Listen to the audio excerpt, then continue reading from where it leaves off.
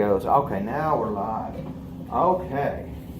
So, Ms. Johnson, with our conversation we had the other day in the hallway, you said you might need some help with some areas in your classroom. Yes. Okay. And what can you just kind of give me an idea, just something real brief on what we're looking at? The children that I work with, their reading levels are low. I teach 8th grade. Okay. So the reading levels that I have that come in are, it usually averages a 3rd grade level to a 5th or 6th grade level. Okay, so you're in a resource room then, Yes. special education. Yes. Okay, reading disabilities. Yes. Okay, yeah, for sure. Yeah, that's something I'm in the same boat with. Yeah, that's what I'm doing these days. I've only got 6th graders, and they range in that area there. I guess. What do you feel like my role should be during this experience? I would like for you to show me some strategies that I can use with my kids. Reading comprehension, even fluency seems to be one of the targeted areas that the kids really struggle with. Okay. I think I've got a couple ideas where I might be able to help. I'll run them by you, and obviously I have to have your buy-in. I'm not going to try to force anything down your throat. Okay. But before we really get working on this, I'd just like to lay out a few ground rules, and I guess respect being one. We're both professionals. Honesty. I mean, and we want to be honest in a respectful way. Because there might be times where I'm doing something that's not working for you, or vice versa. And I'd like to always keep it positive. Okay. Because this could be an up and down process. Right. And it might just take some time to get it going. But we always want to stay positive. I've been there. It's real easy to. It can be frustrating. Yes. And we just got to focus on what's going right, and try to fix what's not.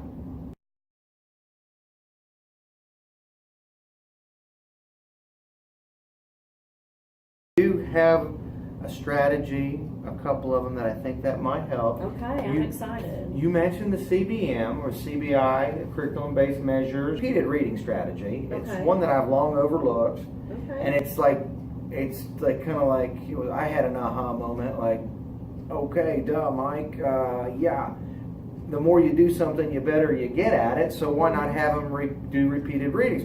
And this is a really cool strategy.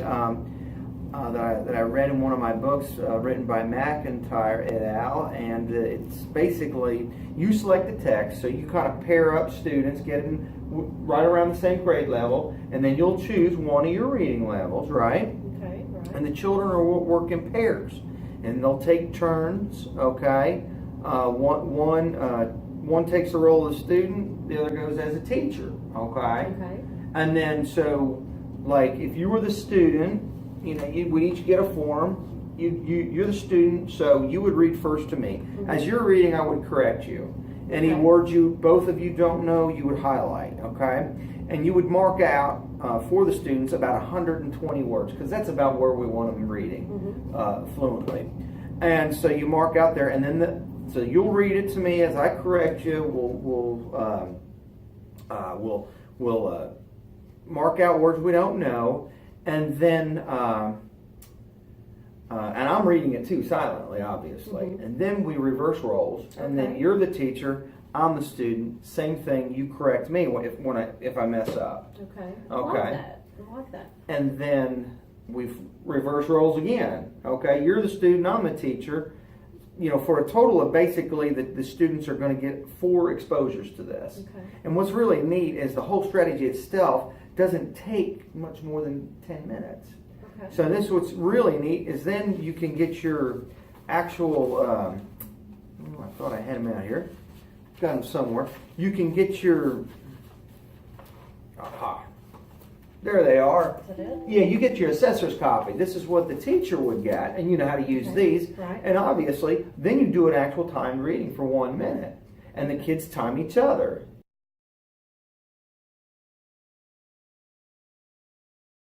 Which is pretty good. And how this works is, I'm going to give you each of a passage. You guys will have a passage. You guys will have a passage, and gal, okay? And what you're going to do here is one of you is going to take the role of the teacher. The other is going to take the role of the student, okay? Why don't we make you guys right here, you two will be the teachers the first round, you two will be the students. Now, you got your own personal tutors here, right? Okay? Here's what's going to happen. The teacher, or I'm sorry, yes, you guys are going to be the students, you all are going to be the teachers, okay? And what you're going to do is you're going to read the passage to your teacher. Your teacher is going to read along the passage silently and make any corrections where they make mistakes. Okay? And then when you're done, you're going to comment. The teacher is going to comment on the student's reading. How'd you do? Okay? What's going to happen next is you're going to flip roles. So all of a sudden you're going to become the student and you're going to become the teacher. Make sense? And then you get to correct them if need be and help them out.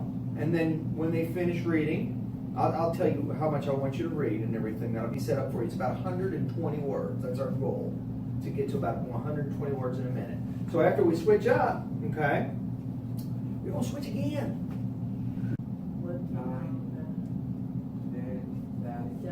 They.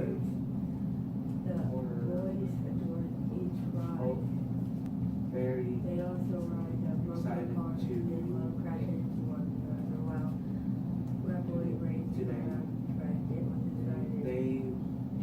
There, okay? And then we get 105, 6, 7, 8, 9, 110 words, okay?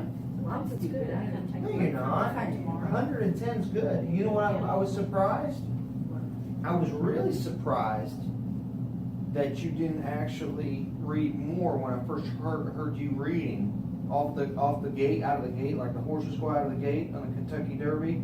They go out really fast, and you went out of the gate reading really fast.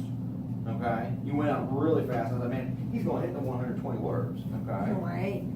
yeah, you will. No, Sure, you will. It's called the power of Mountain Dew. you crazy. I am. Good job. Good job. So then what I would do I is don't miss those words. I have them do. No, I did not. I said You so got terrible. varied You said levels. jam. No, I did not. You wish I did. You wish. Look, I did not. They're all about the same. Okay, okay. Tail off being your uniform. We I never would- put together I would now, have- and switch them up. Now I would have them do that passage, because if I go get it tomorrow, he'll get 120 tomorrow, and then I keep working at this more.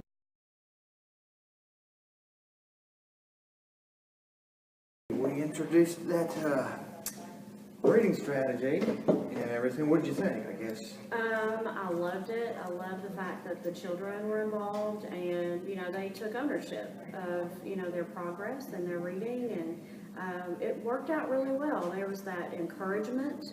When a child, like you had the teacher student, when the student was being the teacher, there was that. It's almost like they stepped up and they were encouraging the reader, Right. to just do better. And, like, hey, it's okay that you missed that one. We'll do better the next time. And so I really, really loved it. Okay. Did they start getting competitive with it at all? They did just a little bit, but it was a positive competitiveness. They were very positive about it, and especially with themselves, like they were looking to beat their time before, so the next day, hey, we're gonna read, at least X amount of words, or, they kind of set goals for themselves. Okay. So, yeah, but it was very positive. Good deal. How was it for you as a teacher? I loved it, because then I can just float around and I can hear their thinking too. When they're talking to each other, I can hear, comments about, hey, I can do better at this. This word, I realize what it is now, just a number of things that I can listen to in their conversations. Okay, good. So kind of maybe pretty motivating for them. For the students and myself, yes, very much. Kind of like a fresher breath there, maybe? Oh, or? yes, I know every once in a while I'll get a strategy or something like that, or like, remember I did the hovercrafts, it was just a breath of fresh air, doing Yes. something different, you know, Right, and exactly. mixing it up, and it's something the kids like doing.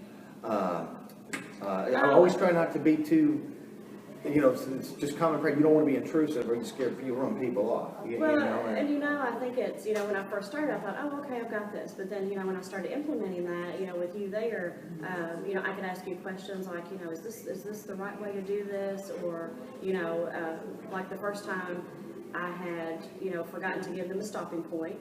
right. And then I forgot to tell them not to write on, the time sheet. I've done that too. It was. We've all been there, And you know. it made me feel more comfortable to have a coach there, so that way if I had questions, or if I felt like I was, not doing it where it would be most effective, you were there to say, hey, this works, or, it can work either way. So I appreciated that. My feedback was okay. I wasn't Absolutely, yeah. We followed the guidelines about respect and all that was set up in the beginning. Oh, absolutely, Okay. yes. All right. Well, do you have anything else?